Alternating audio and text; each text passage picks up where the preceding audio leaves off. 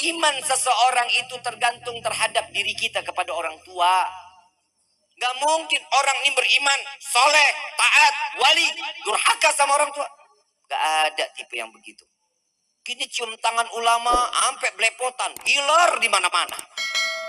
Minyak wangi 1 juta hilang, jadi wangi 7 rupa. Begitu ngendus puyeng liar aing. Yang namanya cium tangan tuh dihirup, bukan dikecup. Bukan, dikecup itu Nasrani, Yahudi. Untuk apa? Penghormatan. Kalau kita cium tangan itu, di anak sekarang coba lihat, cium di pipi, cium di jidat. Besok nih, belum nggak lama lagi nih, cium tangan di leher sama di tengkok. Repot kan tuh? Diajarin dong, ditaruh di hidung. Emang indera penciumannya udah pada berubah apa? Hidung pada pindah ke pipi, hidung pada pindah ke jidat. Diajarin yang benar, jangan di pipi, jangan diambil keberkahan. Orang tua kita tuh berkah. Cium tangan ulama sampai bulak-balik, Masya Allah, luar biasa. Cinta banget sama ulama. Cium tangan orang tua nggak ada sama sekali. Percuma, nggak bakal berkah. Keberkahan ulama ada, kiai ada, tapi orang tua jauh lebih berkah daripada ulama-ulama tersebut. Ini hati-hati loh. Kadang saya suka gedek. Orang pada berebut cium tangan orang tua, bodoh amat. Makanya saya sekarang akhir-akhir ini males kasih tangan ke jamaah, nggak mau. Kenapa? Saya takut kalau dia nggak cium tangan sama orang tua, saya yang dosa. Dia cium tangan ke saya, tapi dia nggak cium tangan sama orang tuanya. Naudzubillah, amin. Ini hati-hati, jangan bangga sama yang begitu. Coba lihat keramat orang, keramat wali, keramat ulama, ziarah kemana aja, sampai ke Gresik. Sampai ke makam keramat. Sekalipun itu makam keramat, tatkala kita datang ziarah dan kita minta doa sama itu wali, dia bangun, dia angkat tangan, bangun dari pusarannya, angkat tangan doa buat kita. Percuma, nggak bakal dikabulin.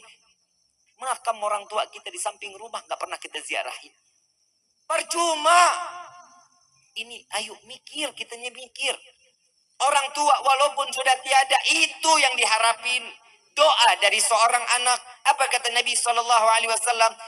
Anak termasuk golongan yang durhaka jika dia membaca doa untuk orang tuanya hanya 5 kali sehari selesai sholat. Itu tergolong anak yang durhaka. Ibu bapak yang dirahmati oleh Allah, coba kita pikir baik-baik. Orang tua tuh buat kita tuh korban luar biasa. Bapak dari pagi sampai malam, panas kepanasan, hujan kehujanan, nyari rezeki. Buat siapa?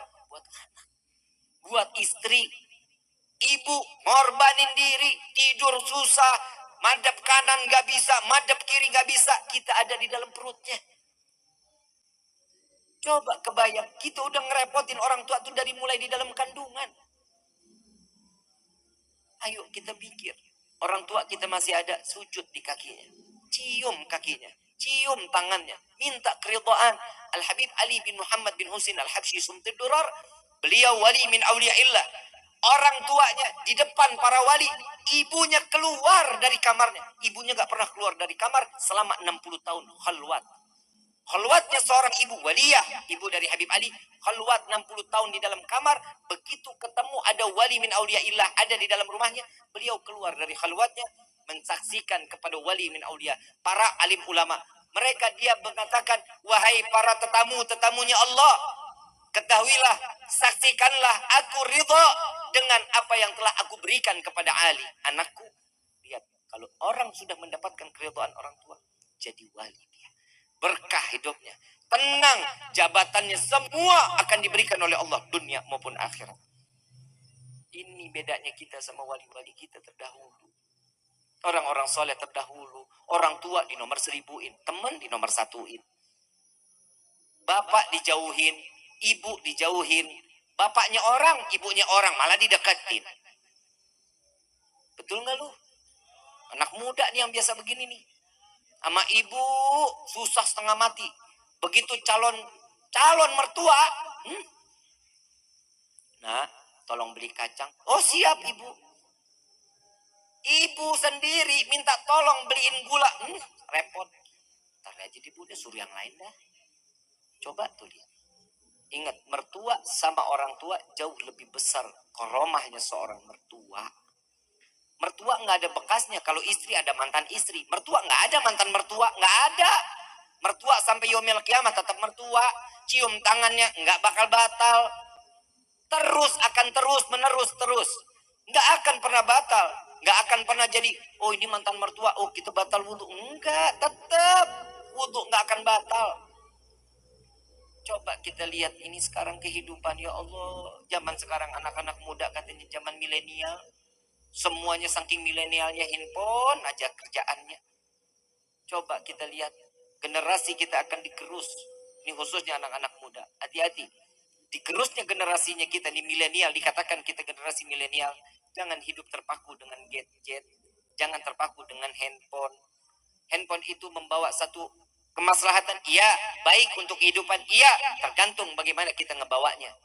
Tapi kalau sudah kehidupannya cuma hanya handphone, coba sekarang. Kita udah berhasil diracunin Yahudi sama Nasrani. Bangun tidur, yang dicari apa? Mau tidur, apa? Lagi makan, lagi mandi, lagi geblok lu. Semua handphone. Al-Qur'annya kapan? Lebih sering baca Quran apa sering baca WhatsApp? Itu bedanya sekarang generasi. Siapin dong waktu cuma satu lembar. Siapin dong waktu cuma satu ain.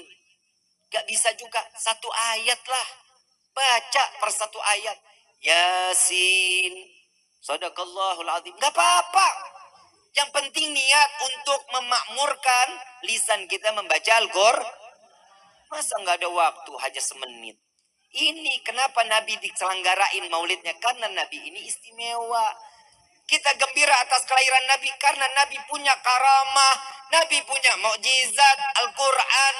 Lihat, kalau sudah satu ya, ingat nih, Nabi SAW saat Isra wal Mi'raj. Ini kita acara sampai jam berapa ini?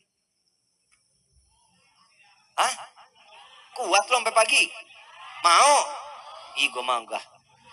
Copot lu lidah gue lu. Lihat Nabi. Nih sekarang saya mau tanya. Tahu kulit sapi? Kulit sapi bisa dibikin sandal, betul? Bisa dibikin dompet, betul? Tempatnya hina nggak? Hina nggak tempatnya? Hina lah, didudukin. Bener, dompet didudukin, betul? Adanya sejajar sama pantat, betul? Sandal adanya di bawah. Itu kita pakai rot najis, kan begitu? Hina nggak? Hina. Coba lihat kalau kulit sapi ditempel dengan cover Al-Quran, sampul Al-Quran, mulia nggak? Dicium, ditaruh di atas kepala, ditaruhnya di dada, nggak bisa taruh di bawah. Coba kita lihat.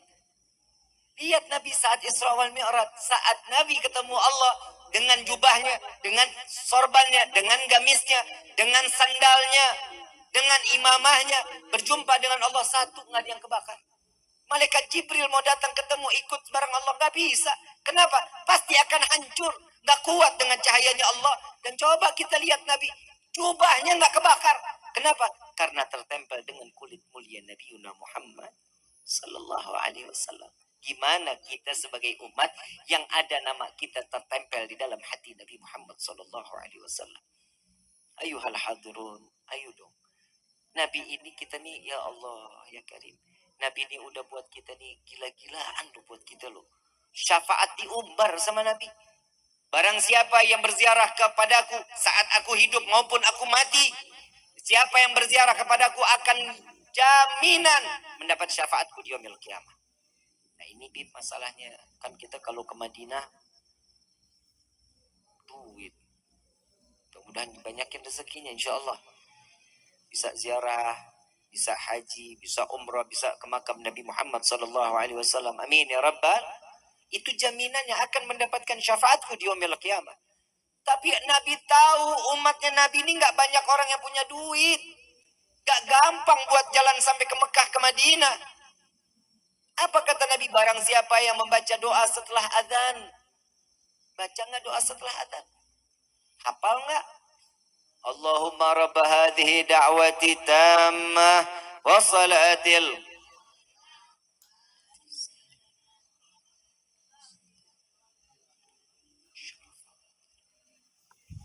وابعثه مقاما محمودا الذي وعدته إنك لا تخلف.